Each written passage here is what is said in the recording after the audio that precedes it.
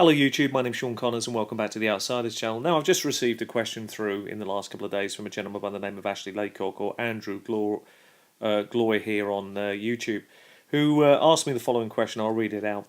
Not sure if you'll get this. I wonder if you have any advice. Basically, my wargaming group is guard work, as the people tend to bully from the top down. Basically, the head honcho says what's what via the forum. We'll listen to other people's ideas, then slate them, or better still, recycle them as his own 6 months to a year later. The long and the short is, we are grown men. Why do I never have these problems in RPGs and board games? I'm thinking of quitting war games. Any advice? Well, I think, first off, the reason that you don't tend to have these sort of problems in role-playing games is that if the GM was to be that dictatorial, because he's really the only one with the perceived power, but actually it's everybody has the power, the truth of the matter is that no one would play the game.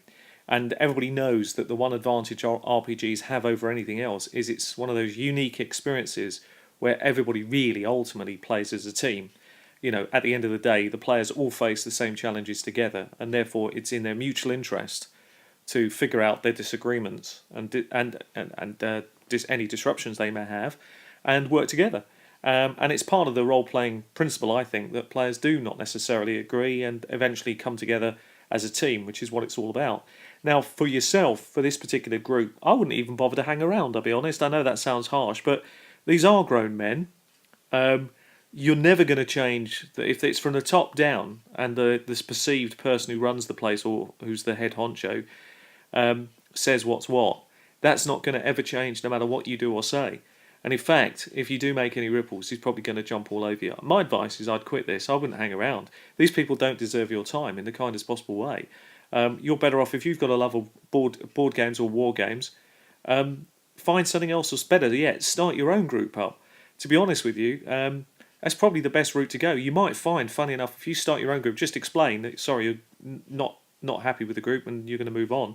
And just set your own page up. And you know what? Maybe some people from that group might come over to yours. Because to be honest with you, that's probably the best way forward. I certainly wouldn't give this person the time of day, I'll be honest. It's just not worth the effort. As harsh as that sounds, you're going to have to, face some facts. Very simply to recap, it is not worth your time. Don't give these people the satisfaction to bully you. I think war games tend to bring out the worst in people. If you want my opinion why, I'll quickly explain it. It's because war games tend to be individual. By the definition of that, you normally only have one person playing against another person, normally. There are exceptions, of course. But everybody thinks they're a pocket general. And because they think they're a pocket general, they believe they have an ego the size of a pocket general to match. And they think they're Napoleon. And life don't work that way. And in real life, and even in war, you have to have something a little bit more than just moving figures around a board to actually get people to gravitate towards you. It's not necessarily what you do. Sometimes it's how you play the game. And this chap at the top, it's just not worth it.